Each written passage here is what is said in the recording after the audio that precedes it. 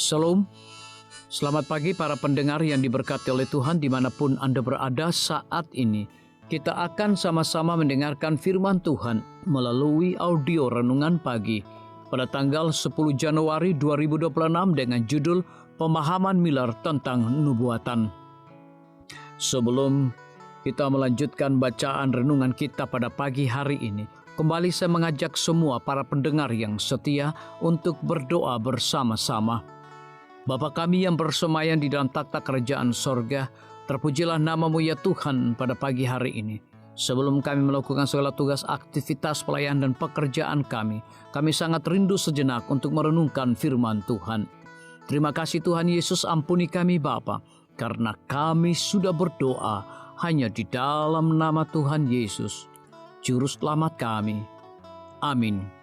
Ayat inti kita terambil di dalam 2 Petrus pasal yang pertama ayat yang ke-20 hingga ayat 21. Demikian firman Tuhan. Nubuat-nubuat dalam kitab suci tidak boleh ditafsirkan menurut kehendaknya sendiri. Sebab tidak pernah nubuat dihasilkan oleh kehendak manusia, tetapi oleh dorongan Roh Kudus orang-orang berbicara atas nama Allah. Mari kita ikuti penjelasannya. Miller berada di kelompok yang baik dalam penafsirannya tentang nubuatan.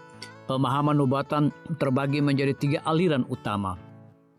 Para penganut aliran preterisme memandang penggenapan nubuatan telah terjadi pada waktu atau pada saat penulisan sebuah kitab nubuatan.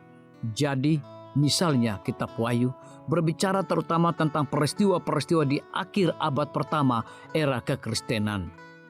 Futurisme, aliran kedua penafsir nubuatan, berpendapat bahwa sebagian besar nubuatan apokaliptik akan terjadi dalam waktu singkat sebelum kedatangan kedua.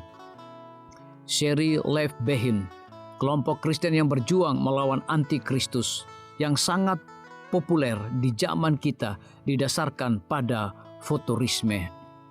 Pandangan ketiga, historisisme, berdasarkan sejarah, memandang penggenapan nubuatan dimulai pada zaman Nabi, berlanjut sepanjang perjalanan sejarah dan mencapai puncaknya pada kedatangan kedua kali.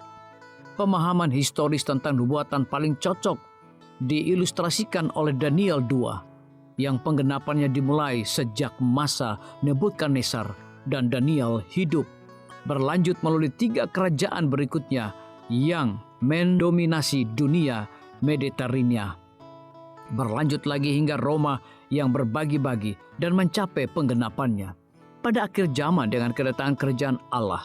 Penglihatan Daniel 7, 8, 9, dan 10, 12 menggambarkan model historis seperti halnya Wahyu 12 yang menelusuri sejarah dunia dari zaman Kristus yang masih sebagai bayi hingga akhir zaman dalam ayat yang ke-17. Dengan demikian, menyiapkan panggung untuk peristiwa akhir zaman yang terungkap dalam pasal 13 dan 22. Miller termasuk seorang historisme seperti halnya gereja mula-mula dan hampir semua penafsir Protestan hingga pertengahan abad yang ke-19.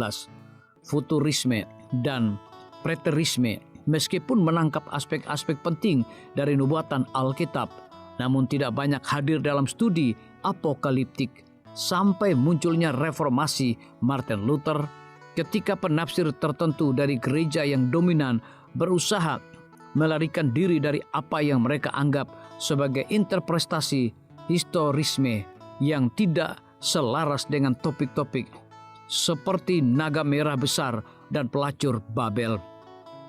Akhirnya abad yang ke-19 dan ke-20 menjadi loncakan futurisme dan preterisme, sebagian besar karena akibat yang dirasakan dari kegagalan paham Millerisme. Namun kegagalan paham Millerisme akan kedatangan kedua kali tidak mengubah perspektif historis dari Daniel pasal yang kedua atau bahkan prinsip tahun-tahun sehari yang bertahan dalam Daniel 9, sehingga penerjemah Revised Standard Version menerjemahkan ayat yang ke-24 sebagai 70 minggu atau tahun, meskipun faktanya dalam bahasa Ibrani hanya disebutkan 70 minggu. Penambahan itu diperlukan bahkan bagi individu yang tidak percaya pada prediksi nubuatan, jika mereka ingin memahami nubuatan yang menyebutkan bahwa itu berlangsung dari masa pemulihan Yerusalem hingga Mesias. Biarlah bacaan renungan kita saat ini akan menjadi berkat bagi kita semua. Kembali saya mengajak semua para pendengar yang setia untuk berdoa bersama-sama. Bapa kami yang bersemayam di dalam takhta kerajaan sorga, terima kasih Tuhan Yesus, oleh karena firman-Mu pada pagi hari ini memberikan berkat dan kekuatan rohani bagi masing-masing kami. Pada saat ini hamba berdoa untuk pemerintah kami. Tuhan memberkati Bapak Presiden bersama dengan wakil, para menteri dan seluruh stafnya, Bapak Gubernur bersama dengan wakil, Bapak Bupati bersama dengan wakil, Bapak Wali Kota bersama dengan wakil, camat dan seluruh stafnya, kepala desa, lurah, RT, RW, dimanapun mereka berada saat ini.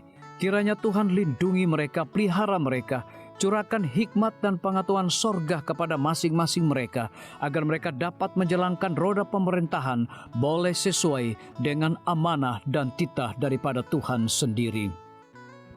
Pada pagi hari ini kami juga berdoa untuk para tim medis.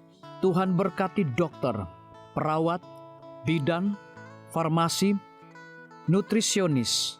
Kiranya hikmat dan pengetahuan sorga, roh dedikasi yang tinggi, roh kelemah lembutan Tuhan berikan kepada masing-masing mereka, agar mereka dapat memberikan pelayanan yang terbaik bagi setiap pasien yang membutuhkan pelayanan mereka setiap hari. Kami juga berdoa untuk guru-guru, kepala sekolah, siswa, mahasiswa, bahkan dosen di setiap lembaga pendidikan.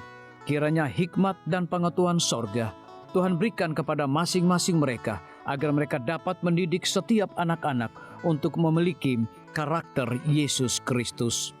Hamba juga berdoa untuk TNI, Polri, PNS, wira swasta, petani, nelayan, ojek online dimanapun mereka berada. Kiranya berkat dan sukacita sorga Tuhan juga berikan kepada masing-masing mereka, agar mereka juga menjadi saluran berkat bagi sesama manusia. Para pendengar yang setia yang berulang tahun saat ini dimanapun mereka berada, biarlah dengan bertambahnya usia, mereka semakin hidup bersyukur dan berterima kasih kepada Tuhan setiap saat. Yang berada di dalam kebimbangan, ketidakpastian hidup, Tuhan berikan iman yang teguh dan pengharapan, agar mereka tetap percaya akan janji Tuhan setiap hari. Terima kasih Tuhan Yesus, dengarlah segala doa dan permohonan kami Bapa, dan mau mengampuni segala dosa kami, karena kami sudah berdoa hanya di dalam nama Tuhan Yesus, Juru Selamat kami. Amin. Demikian firman Tuhan yang telah kita dengarkan.